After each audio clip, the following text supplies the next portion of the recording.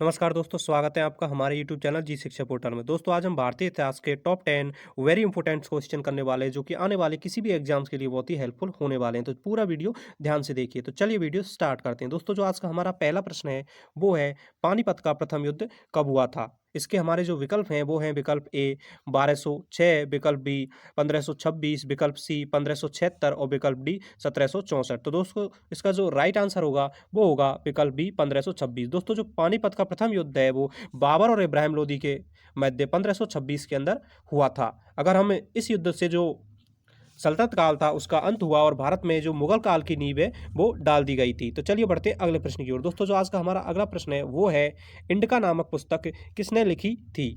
इसके जो हमारे विकल्प हैं दोस्तों वो है, विकल्प ए फाहियान, विकल्प बी हेनसांग, विकल्प सी मेगास्थनीज और विकल्प डी कालिदास। तो दोस्तों इसका जो राइट आंसर होगा वो होगा विकल्प सी मेगास्थनीज। दोस्तों जो इंडिका नामक पुस्तक है वो चंद्रगुप्त मौर्य के जो दरबार में जो विदेशी यात्री थे मेगास्थनीज, उसके द्वारा लिखी गई थी। तो चलिए बढ़ते हैं अगले प्रश्न की ओर। दोस्तों जो आज का हमारा अगला प्रश्न है वो है, सिंधु घाटी सभ्यता की प्रमुख विशेषता थी।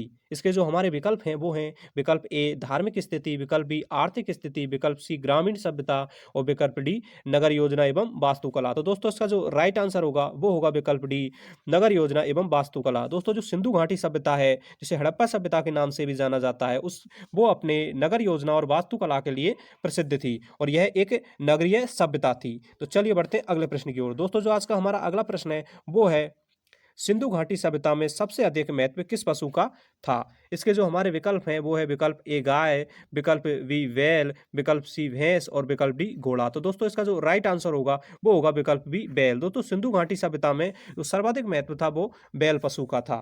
तो चलिए बढ़ते हैं अगले प्रश्न की ओर। दोस्तों जो आज का हमारा अगला प्रश्न है वो है, सिंधु अर्थशास्त्र पुस्तक के रचयिता है। अर्थात दोस्तों इस प्रश्न के अंदर पूछा गया है कि जो प्राचीन एक प्रसिद्ध पुस्तक है अर्थशास्त्र, वो किसके द्वारा लिखी गई है? तो इसके जो हमारे विकल्प हैं वो है, विकल्प ए कौटिल्य, विकल्प बी नागार्जुन, विकल्प सी वाणभट्ट और विकल्प डी मेगास्थनी। तो दोस्तों इसका जो राइट आंसर होगा वो होगा विकल्प ए कौटिल्य। दोस्तों जो अर्थशास्त्र नामक पुस्तक है वो चंद्रगुप्त मौर्य के दरबारी एवं विद्वान कौटिल्य, जिन्हें विष्णुगुप्त अथवा चाणक्य के नाम से जाना जाता है, उनके द्वारा लिखी गई थी। इस पुस्तक के अंदर जो प्राचीन समय में जो राज व्यवस्था है उसकी हमें जानकारी मिलती है। तो चलिए बढ़ते हैं अगले प्रश्न की ओर। दोस्तों जो हमारा अगला प्रश्न है वो है, मनुष्य में सबसे पहले अग्नि का प्रयोग करना आरंभ किया। अर्थात इस प्रश्न के अंदर पूछा गया है, सबसे पहले जो मनुष्य के द्वारा आग की खोज की गई थी वो किस युग के अंदर की गई थी? इसके जो हमारे विकल्प हैं वो है, विकल्प ए प्राचीन पाषाण युग, विकल्प बी मध्य पाषाण युग, विकल्प सी नव पाषाण युग और विकल्प डी ताम्र पाषाण युग। तो दोस्तों इसका जो राइट आंसर होगा दोस्तों वो होगा विकल्प ए प्राचीन पाषाण युग। दोस्तों मनुष्य द्वारा आग की जो खोज है वो प्रारंभ जो प्राचीन पाषाण युग था उसके अंदर की गई थी। तो चलिए बढ़ते हैं अगले प्रश्न की ओर। दोस्तों जो आज का हमारा अगला प्रश्न है वो है, जौरवे संस्कृति का केंद्र कहाँ कहाँ था? अर्थात इस प्रश्न के अंदर पूछा गया था कि जो एक जौरवे संस्कृति थी उसका केंद्र कहाँ था? इसके जो ऑप्शंस हैं वो है हमारे, option A Gujarat, option B Maharashtra, option C Rajasthan और ऑप्शन डी मध्य प्रदेश। तो दोस्तों इसका जो राइट आंसर होगा वो होगा दोस्तों महाराष्ट्र। दोस्तों जो जौरवे संस्कृति थी उसका जो प्रमुख केंद्र था वो महाराष्ट्र था। तो चलिए बढ़ते हैं अगले प्रश्न की ओर। दोस्तों जो आज का हमारा अगला प्रश्न है वो है, निम्न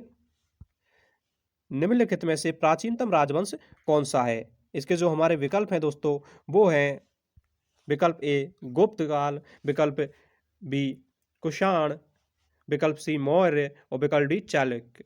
तो दोस्तों इसका जो राइट आंसर होगा वो होगा दोस्तों विकल्प सी मौर्य। दोस्तों इन सभी जो हमारे विकल्प के अंदर जो वंश दिए गए हैं हमें, उनमें सबसे जो प्राचीन वंश है वो मौर्य वंश माना जाता है, जिसकी स्थापना चंद्रगुप्त मौर्य द्वारा की गई थी। तो चलिए बढ़ते हैं अगले प्रश्न की ओर। दोस्तों जो आज का हमारा अगला प्रश्न है वो है, सम्राट अशोक के अधिकांश अभिलेख किस लिपि में हैं? इसके जो हमारे विकल्प हैं दोस्तों वो हैं, विकल्प ए ब्राह्मी लिपि में, विकल्प बी हिंदी देवनागरी लिपि में, विकल्प सी भोजपुरी लिपि में और विकल्प डी संस्कृत में। तो दोस्तों इसका जो राइट आंसर होगा दोस्तों वो होगा विकल्प ए ब्राह्मी लिपि। दोस्तों जो सम्राट अशोक है उसके जो अधिकतर जो अभिलेख हैं वो ब्राह्मी लिपि के अंदर लिखे हुए हैं।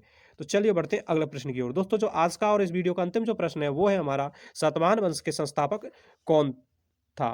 अर्थात दोस्तों इस प्रश्न के अंदर पूछा गया है कि जो प्राचीन मध्य भारत का जो कि प्रतापशाली वंश था सातवाहन, उसकी स्थापना किसके द्वारा की गई थी? जो इसके विकल्प हैं दोस्तों हमारे वो है, विकल्प ए सातकर्णी, विकल्प बी पुलमावी, विकल्प सी सिमुक और विकल्प डी गौतमीपुत्र सातकर्णी। तो दोस्तों इसका जो राइट आंसर होगा वो होगा दोस्तों विकल्प सी सिमुक। दोस्तों जो सातवाहन वंश था, जो कि प्राचीन भारत का एक प्रसिद्ध वंश माना जाता है, उसकी स्थापना सिमुक द्वारा की गई थी। अगर दोस्तों इस वंश की बात करें तो इसका जो सबसे प्रतापी शासक हुआ था वो गौतमीपुत्र सतकर्णी था। तो दोस्तों इस प्रकार हमने इस वीडियो में और जो भारतीय इतिहास के टॉप 10 अति महत्वपूर्ण क्वेश्चन देखे।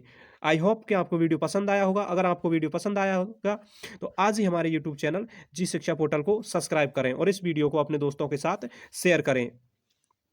धन्यवाद।